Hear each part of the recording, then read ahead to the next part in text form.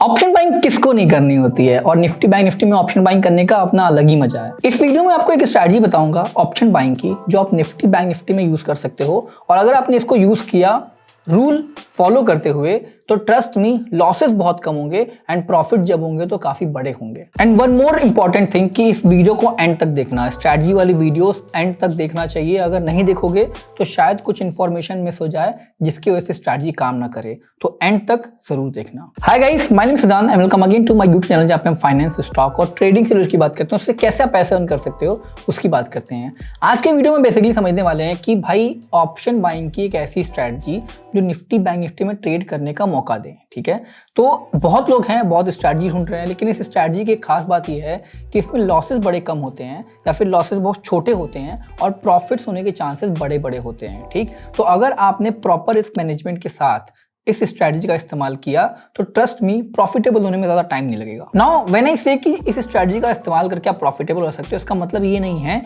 कि ये 100% accurate strategy है, बिकॉज मार्केट में ऐसा कुछ एग्जिस्ट करता ही नहीं है। अगर आप ढूंढ रहे हो तो शायद ना मिले। ठीक है, तो नेक्स्ट टू इम्पॉसिबल है, तो ढूंढना बंद करो और जो स्ट्रैटेजी मैं आज आपको बता रहा हूं उस पर फोकस करने की कोशिश करो, बिकॉज रियलिटी यही है और प्रॉफिट यही बना के देगा। अब इस स्ट्रैटेजी के पीछे का लॉजिक पहले मैं आपको समझाता हूं, फिर हम चार्ट पे जाएंगे और स्ट्रैटेजी को देखेंगे भी कि कैसे हिसाब किताब चलता है उसका। ठीक है, लॉजिक ये है कि जब भी किसी स्टॉक में आपको एक स्क्वीज चैनल दिखेगा, ठीक है, स्टॉक एक साइकिल में मूव करता है। ओके, कि मार्केट पहले ऊपर गया, फिर मार्केट एक रेंज बाउंड मूवमेंट में जाएगा, ठीक है, फिर मार्केट उसको ब्रेक करके या तो ऊपर जाएगा या तो नीचे जाएगा।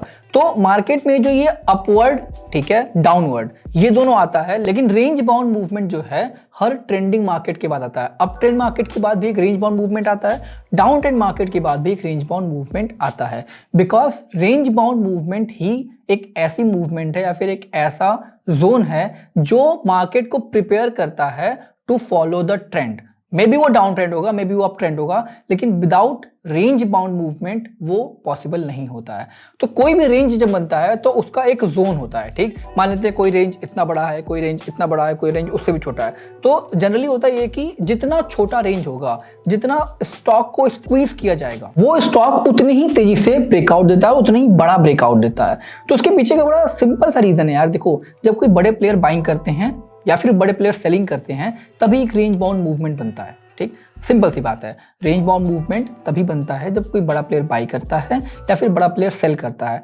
इसका क्या मतलब हुआ, जब भी कोई बड़ा प्लेयर मान लो बाई करता है, ठीक, तो वो अगर एक साथ उसने सारे पैसे डाल दिए मार्केट में तो क्या होगा, मार्केट में बहुत ज्यादा डिमांड आ जाएगी और स्टॉक का प्राइस एकदम शूट अप हो जाएगा। ठीक, अब आप मैथमेटिकल फॉर्मूला लगा के बताओ, एक छोटा सा नॉर्मल सा मैथ है। मान लेते हैं किसी ने एक इस डायरेक्शन के मूवमेंट में बाई करना शुरू किया, ठीक है, और किसी बड़े प्लेयर ने इस डायरेक्शन के मूवमेंट में बाई करना शुरू किया, मतलब एक रेंज के बीच में बाई कर रहा है। तो जो एवरेज बाइंग प्राइस होगा वो किसका ज्यादा होगा? ऑब्वियसली जो अप ट्रेंडिंग मार्केट में बाई कर रहा है उसका एवरेज बाइंग प्राइस ज्यादा होगा। तो अल्टीमेटली अगर उसको प्रॉफिट बुक करना होगा तो उसमें एक प्रॉफिट कम भी हो जाएगा अगर उसका एवरेज बाइंग प्राइस ज्यादा है।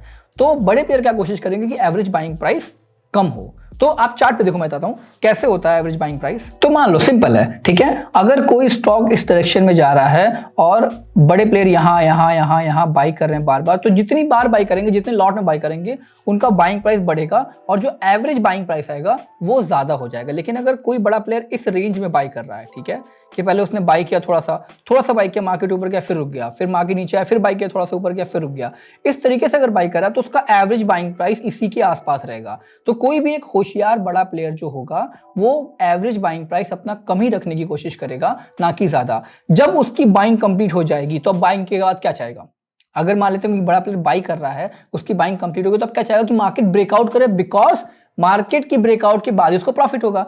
तो जब उसने इतने देर तक वेट किया है, उस मार्केट को और छोटा किया है, एक रेंज बाउंड मूवमेंट बनाई है, तो अब वो मार्केट को ब्रेक कराएगा। एंड दैट्स वाई यहाँ पे जो मूवमेंट आती है वो बड़ी आती है, और जितना भी छोटा जोन होगा मूवमेंट उतनी ही बड़ी आने के चांसेस होते हैं। तो इसी लॉजिक का हम फायदा उठाएंगे और इसी लॉजिक के बेसिस पे ये स्ट्रैटेजी बनी हुई है। अब एक प्रॉपर स्ट्रैटेजी में आपको क्या क्या पता होना चाहिए? आपको पता होना चाहिए कि एंट्री कब करनी है, आपको पता होना चाहिए कि आपका टारगेट क्या होगा, आपको पता होना चाहिए कि स्टॉप लॉस कहां लगाना है और टाइम फ्रेम क्या होना चाहिए। ये सब कुछ आपको एक प्रॉपर स्ट्रैटेजी में पता होना चाहिए। तो अगर हम बात करें इस पर्टिकुलर स्ट्रैटेजी में, तो इसमें टाइम फ्रेम जो आपका होगा वो होगा 1 मिनट का, क्योंकि इसमें हम लॉस बहुत छोटे लेने वाले हैं, तो टाइम फ्रेम हम 1 मिनट का इस्तेमाल करेंगे। And this strategy is not for part time traders. अगर आप फुल टाइम ट्रेडर हो तभी आपके काम आएगी, अदरवाइज पार्ट टाइम ट्रेडर में उतना काम नहीं आएगी। तो हम 1 मिनट का टाइम फ्रेम लेंगे और उसके बाद क्या ढूंढने की कोशिश करेंगे, शॉर्ट जोन, एक स्क्वीज्ड जोन ढूंढने की कोशिश करेंगे। तो यहाँ पे मैं 13 तारीख के चार्ट पे आ गया हूं, हमें ढूंढना है एक जोन, ठीक है, एक छोटा सा जोन जहां पे मार्केट रेंज बाउंड मूवमेंट दिखा रहा हो। तो मैं सारे जोन बनाता हूं। मान लेते हैं एक जोन ये बन रहा था, ठीक है, यहाँ पे एक जोन बना लाइक हियर,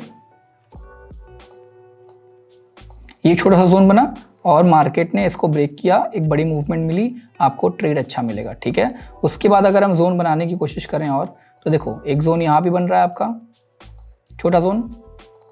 1 मिनट के चार्ट पे इतना बड़ा जोन तो छोटा ही हो गया ना।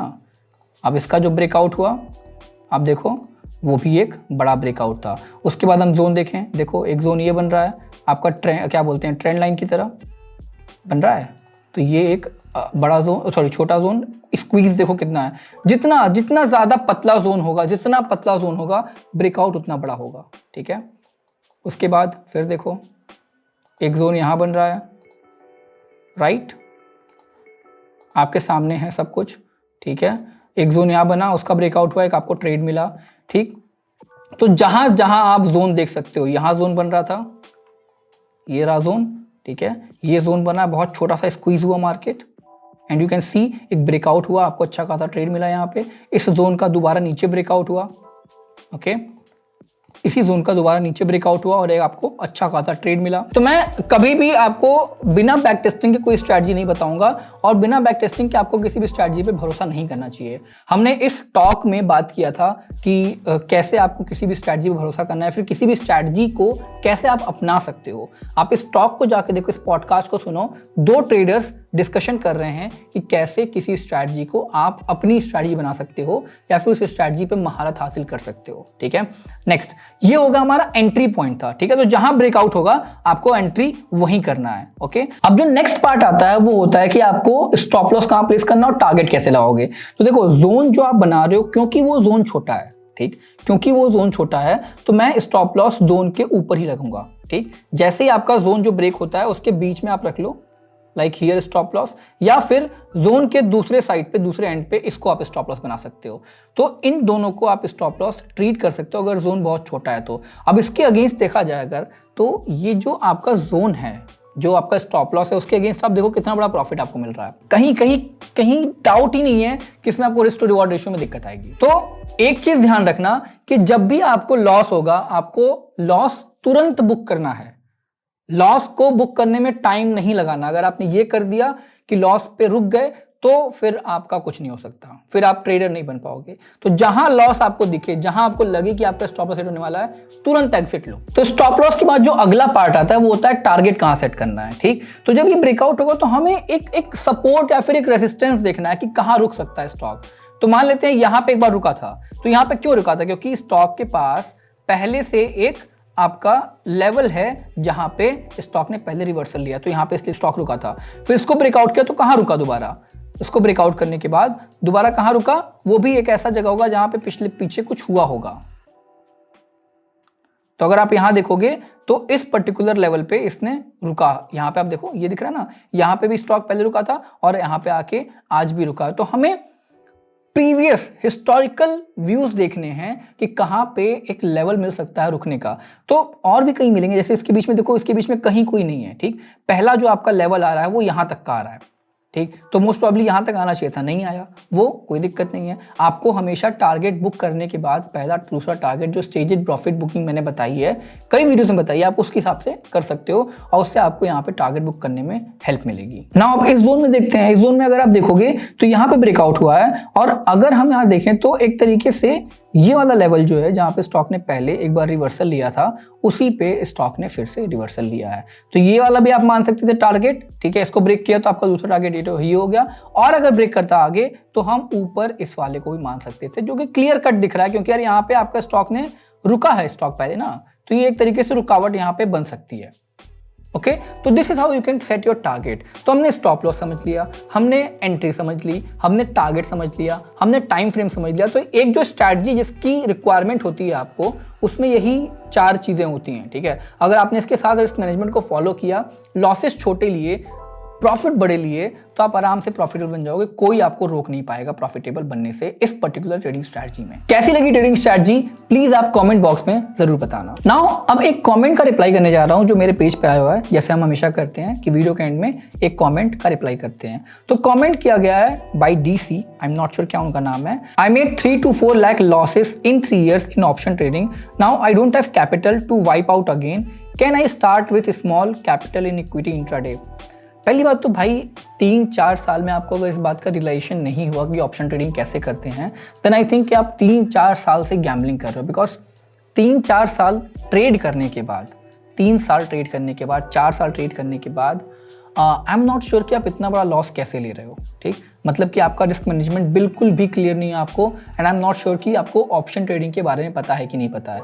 नहीं पता है तो इस कोर्स को जाके चेक करो, मेरे ऑप्शन ट्रेडिंग का फ्री कोर्स है, यूट्यूब पे अवेलेबल है, जाके उसको चेक करो, समझो, सीखो कि ऑप्शन ट्रेडिंग क्या होती है, फिर ऑप्शन ट्रेडिंग करना। दूसरी चीज, ऑप्शन ट्रेडिंग आपने बिगिनिंग में शुरू किया था, that is the biggest mistake you can make. जितने लोग भी सुन रहे हैं यहाँ पे, ऑप्शन ट्रेडिंग से कभी भी अपना करियर ट्रेडिंग का मत शुरू करना, वरना वो शुरू होने से पहले ही खत्म हो जाएगा। एंड आपने लिखा हुआ है कमेंट में, now I don't have capital to wipe out again. क्यों वाइप आउट करना है भाई कैपिटल? कैपिटल नहीं रहेगा तो करोगे क्या? मार्केट दिखोगे? चना थोड़ी बेचना है, कैपिटल तो बचा के रखना है। कैपिटल क्यों वाइप आउट करना है? सबसे इंपॉर्टेंट चीज मार्केट में है कैपिटल सेव करना। प्रॉफिट लग गया तेल लेने, प्रॉफिट गया तेल लेने, मेन चीज है आपको कैपिटल सेव करना है। अगर वो नहीं सेव कर पा रहे हो तो क्या करोगे मार्केट में? क्यों वाइप आउट करना है कैपिटल फिर से? अजीब इंसान हो यार। उसके बाद ठीक है, कैपिटल आपके पास मान लेते कम है तो आपको इक्विटी से स्टार्ट करना है, और प्लीज फोकस करो कि कैपिटल को लूज नहीं करना है यार। इसीलिए कुछ भी सीखने से पहले रिस्क मैनेजमेंट सीखो। मेरे चैनल पे कई वीडियो जाके चेक करो, रिस्क मैनेजमेंट सीखो और कैपिटल वाइप आउट मत करो फिर से प्लीज। एंड अगर आपका कैपिटल कम है या फिर आप स्टार्ट कर रहे हो तो start with equity, that is the best decision you can take. That's it for this video. Till then bye bye, take care, मिलते हैं अगली वीडियो में।